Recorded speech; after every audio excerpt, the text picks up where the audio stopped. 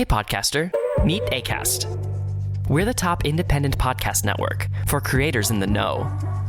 We empower you to develop your podcast idea, find your audience, and grow listener relationships wherever those listeners are. You'll also find a whole range of ways to make money, from membership plans for paying fans to our fully curated and creative advertising experience. Visit acast.com/network to find out more. Acast, for the stories. Bonjour à toutes et à tous, bienvenue dans le podcast La Sueur. Bonjour mon cher Rust. Bonjour. Alors aujourd'hui on va parler d'Yoel Romero. Yoel Romero qui affrontait Phil Davis en main event du Bellator 266 et vous allez voir, ça ne s'est pas passé comme prévu pour Yoel Romero. Mais avant ça, mon cher Rust, la mission Road to 100 G's est pleinement lancée. Donc n'hésitez pas, un petit pouce bleu, un abonnement, ça nous aide énormément. Je propose qu'on lance le générique. Générique. Soit.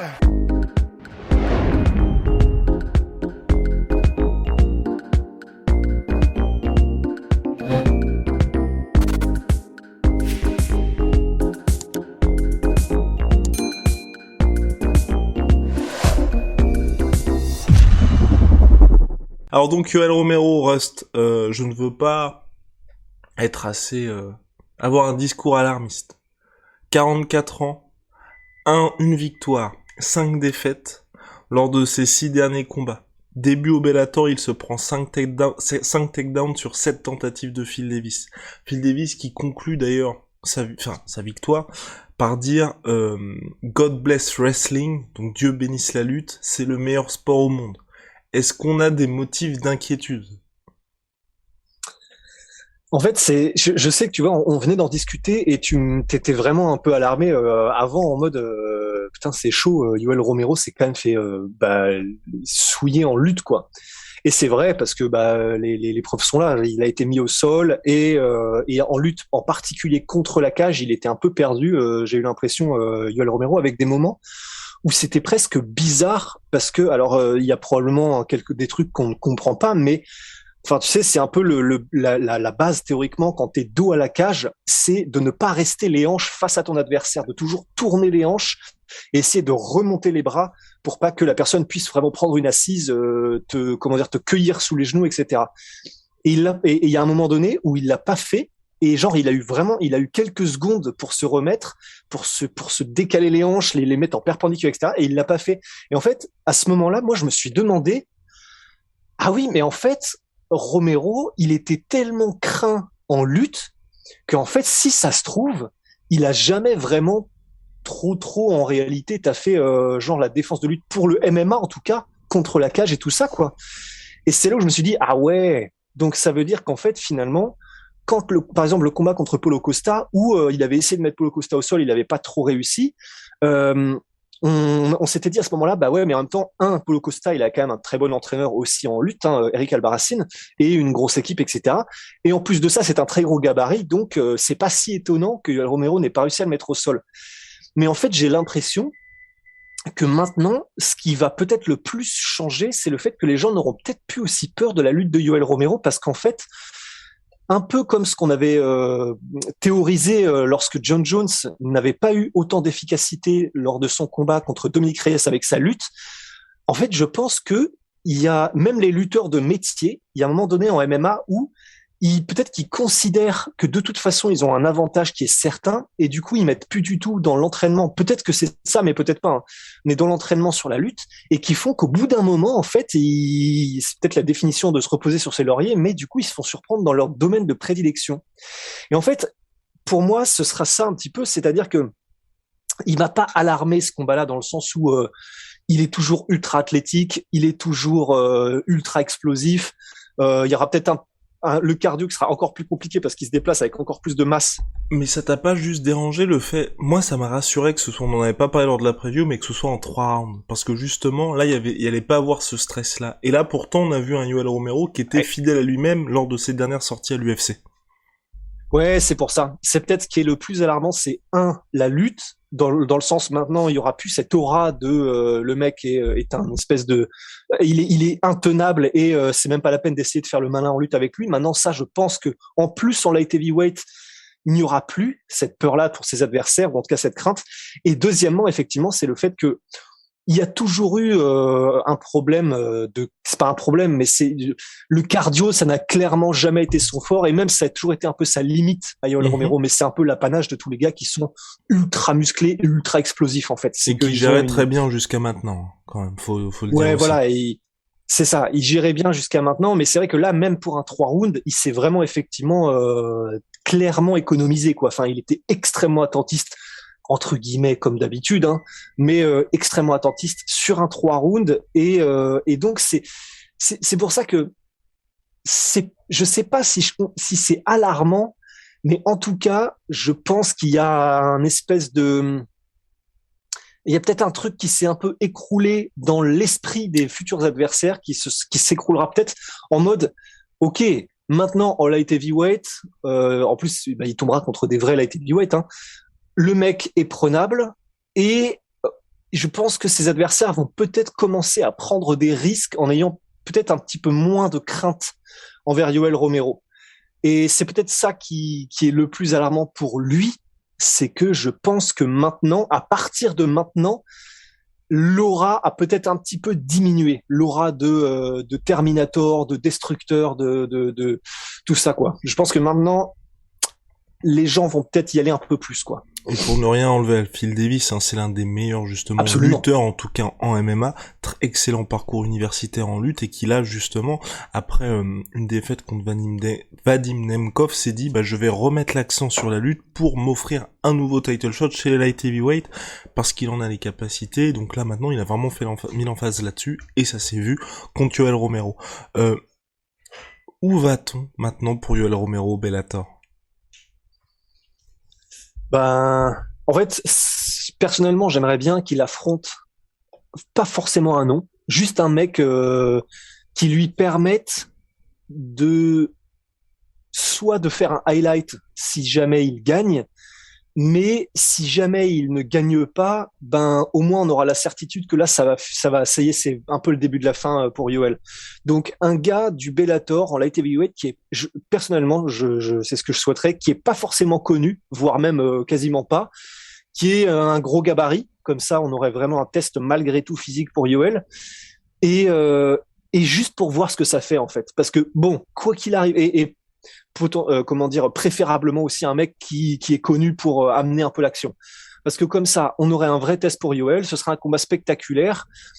Soit ce serait un highlight avec un KO de Yoel ou une démonstration, soit ce serait probablement un KO ou une démonstration de son adversaire, et on en aurait le cœur net sur ce qu'est toujours capable de faire Romero, ou désormais ça va être très compliqué, parce que un peu à la manière de Kharitonov quand il est arrivé au Bellator, il s'était pris un KO contre je crois Javi Ayala ou un truc comme ça. Enfin, c'est assez courant, mais ouais, mais effectivement voilà, juste un combat contre un no-name, mais un no-name solide, qu'on en ait le cœur net, et ou que ça fasse un highlight, quoi. Parce que Anthony Johnson, je pense que là c'est un peu mort, du coup ils sont sur des trajectoires différentes.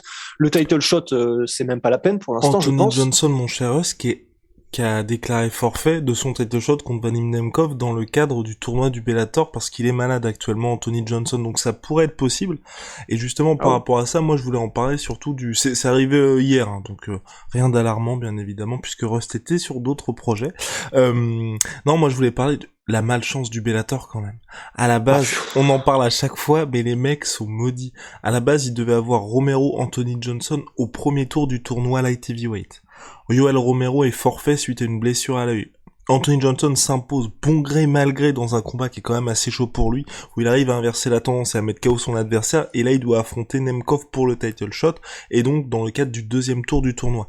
Anthony Johnson est forfait, Romero ne participe pas au tournoi, et Romero perd ses débuts au Bellator. En fait, il y a un moment, on en parle souvent un petit peu de cette entre guillemets malédiction du Bellator, mais on avait aussi déjà évoqué le fait que c'est peut-être, il y a forcément un peu de malchance pour certaines choses, mais il y a peut-être aussi le fait que, comparé à l'UFC, j'ai l'impression que les combattants, et surtout les combattants de très haut profil, quand ils viennent au Bellator, il y a un petit côté, on se relâche en fait, je pense aussi, qui fait que il y a peut-être certains combats d'où les. Mais tu l'as vu ça là pour Romero ou pas? Ce côté relâchement? Non, pas forcément, mais disons, le fait qu'il y ait autant de, tu vois, t'as parlé de Anthony Johnson, t'as parlé, là, il y a Romero qui vient de perdre, il y a énormément de combattants, on les cite plus, mais qui venaient de l'UFC et qui ont eu des débuts et une carrière très mitigée au Bellator.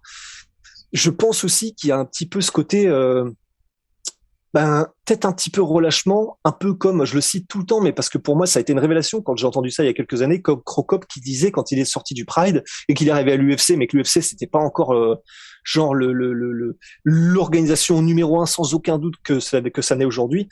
Et Cro Cop avait dit, bah ouais, je suis arrivé traité comme un roi, mais en fait, comme je sortais de la plus grosse organisation, bah en fait, je m'entraînais un peu moins, j'étais un petit peu moins à fond, quoi.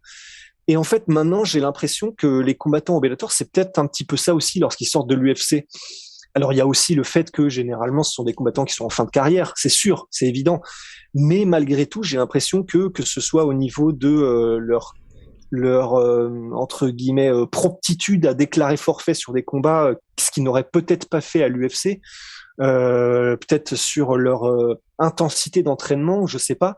Mais j'ai l'impression qu'il y a de la malchance, c'est clair, pour pas mal de trucs pour le Bellator, mais il y a aussi, j'ai l'impression aussi, cette manière d'aborder leur carrière lorsqu'ils vont au Bellator, des anciens combattants UFC, des anciennes superstars, quoi.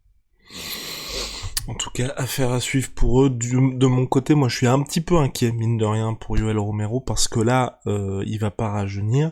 Il a expliqué qu'il voulait être un peu le George Foreman Bernard Hopkins, autant pour moi, du MMA et de combattre jusque dans ces années quinquas, de toute façon, être un quinquagénaire au Bellator. Là, ça a l'air d'être un petit peu compliqué, et je suis d'accord avec toi, c'est vrai que là, ce serait bien que le Bellator lui donne quelqu'un pour qu'il fasse un petit highlight et qu'on sache vraiment où il en est. Là, contre Phil Davis, c'est l'un des meilleurs light heavyweight du Bellator, donc pas encore d'inquiétude, même si par rapport à ce qu'il y avait avant, c'est un petit peu décevant à mon sens. Et puis pour Phil Davis, pareil, ouais, bon, là, c'est compliqué. Il a fait un bon combat, hein. Ouais, il a fait un bon combat, complètement. Ouais. Je suis d'accord avec toi, il a fait un beau combat et entre guillemets, il a fait ce qu'il avait à faire. Il a été relativement précautionneux, mais en même temps, voilà, il a montré sa domination dans tous les secteurs du game. Donc non, c'était à part effectivement quelques alertes où tu sentais que quand même il n'avait pas envie de se faire toucher trop clairement par Romero. Mais il a géré, il a fait pas mal de 1-2, certains ont touché, il a été précautionneux, mais il a dominé comme il fallait, marqué les points où il fallait. Il a effectivement mis des magnifiques power takedown, power double contre Romero, ce qui est quand même vraiment balèze. Il l'a maintenu contre la cage, etc. Enfin, voilà, il a vraiment fait le travail comme il fallait, Phil Davis. Mais aussi bizarre que ça paraisse, parce qu'on parle quand même de Yoel Romero, j'ai presque envie de dire, du coup, je sais même pas si on peut en tirer quelque chose de cette victoire, en fait. Tellement il avait l'air d'être physiquement au-dessus, et au final, bah du coup, il est un peu rentré comme dans du beurre. Donc ça fait une victoire contre un gros nom, mais il a pas non plus poinçonné le truc en finissant Yoel Romero et en faisant ça. Donc je sais pas trop. Enfin pour moi c'est bien joué pour lui, il a magnifiquement géré, mais je sais pas si on peut en tirer grand chose, quoi. En tout cas, n'hésitez pas à nous donner votre avis sur cette victoire de Phil Davis hors du Bellator 266. C'est terminé pour nous, mon cher Russ. Big shout out à My Sweet Pea, My Sweet Protein. Moins 38% sur tout My Protein avec le code La Sueur. Venom, sponsor de l'UFC, sponsor du ONE FC et sponsor de La Sueur. Un t-shirt My Protein d'ailleurs que t'as là. Exactement. Oh, damn. Got those guns, man. Ouf. Aïe. Oh là là là là. Pardon. Oh. Allez, on se retrouve très très vite, mon cher Rust. See ya.